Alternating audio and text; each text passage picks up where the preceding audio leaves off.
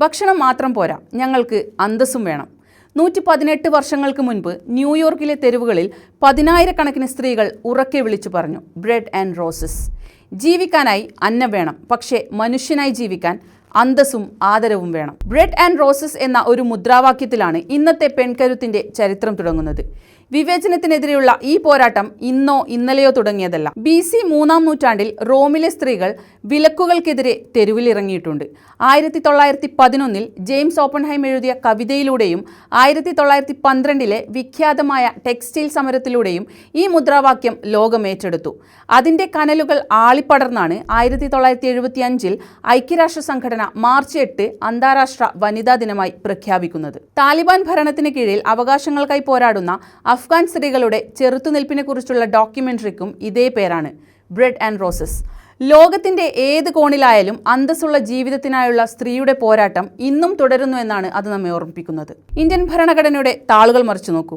മൗലികാവകാശങ്ങൾ രൂപപ്പെടുത്താൻ അംബേദ്കറുടെ ശബ്ദത്തിനൊപ്പം 15 കരുത്തരായ വനിതകളുണ്ടായിരുന്നു.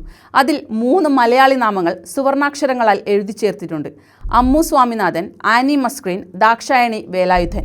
ലിംഗതുല്യതയുടെ ആദ്യ വിത്തുകൾ പാകിയത് ഇവരാണ്. നമ്മുടെ ക്ലാസ് മുറികളിൽ നിന്നാണ് മാറ്റം തുടങ്ങേണ്ടത്. കേരളം ലോകത്തിന് കാണിച്ചു കൊടുത്ത റിയൽ സ്റ്റോറിയും അതാണ് പറയുന്നത്. കുട്ടികളിൽ നിന്ന് ആരംഭിച്ച് സമൂഹത്തിൻ്റെ വിവിധ തലത്തിൽ നടത്തിയ തുല്യതാ ചർച്ചയുടെ അടിസ്ഥാനത്തിലാണ് പുതിയ പാഠപുസ്തകങ്ങൾ തയ്യാറാക്കിയത്. അടുക്കള ജോലി പങ്കിടുന്ന അച്ഛനും ഒരുമിച്ച് കളിക്കുന്ന കുട്ടികളും ഇന്ന് നമ്മുടെ പാഠപുസ്തകങ്ങളിലുണ്ട്.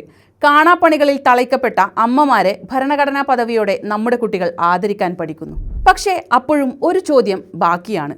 പോരാട്ടം കഴിഞ്ഞോ? ഇല്ല.